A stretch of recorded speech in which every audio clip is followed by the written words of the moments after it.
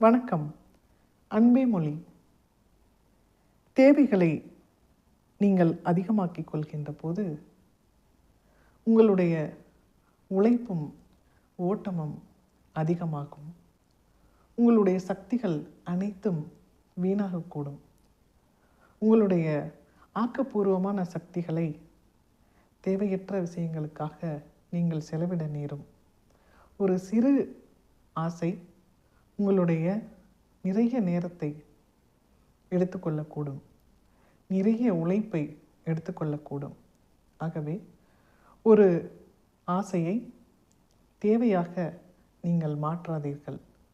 ஒரு முறைக்கு பல முறை யோசித்து, இந்த ஆசை நமக்கு தேவைதானா, இப்பொழுது இது அவசியமா, எல்லா சூழலையும் மனதில் கொண்டு நிதி, காலம், உழைப்பு, அடுத்த கட்ட தேர்வு என்பதை அனைத்தையும் மனதில் கொண்ட பிறகுதான் அந்த ஆசைக்கு இடம் கொடுக்க வேண்டும்.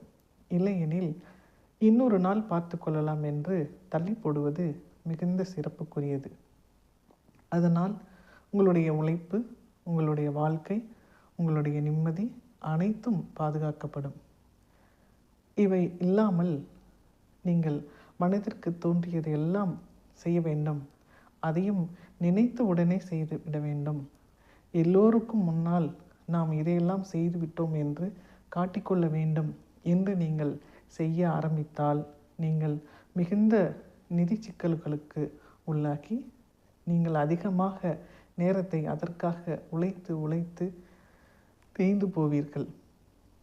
அத்துடன் நிதி நெருக்கடிகள் வருகின்ற போது நீங்கள் பல நேரங்களில் சுயமரியாதையை கூட இழக்க வேண்டி வரும்.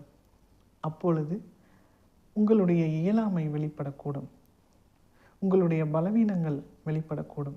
அப்படி அல்லாமல் இந்த இக்கட்டுகளில் நீங்கள் சிக்கிக்கொள்ளாமல் முறையாக உங்களுடைய ஆசைகளை முறைப்படுத்தி உங்களுடைய தேவைகள் என்ன, அடிப்படை தேவைகள் என்ன, அதற்கு மட்டும் நீங்கள் திட்டமிட்டால் போதுமானது. இந்த வாழ்க்கை மிக இனிமையாக மகிழ்ச்சியானதாக மாறிவிடும். நன்றி.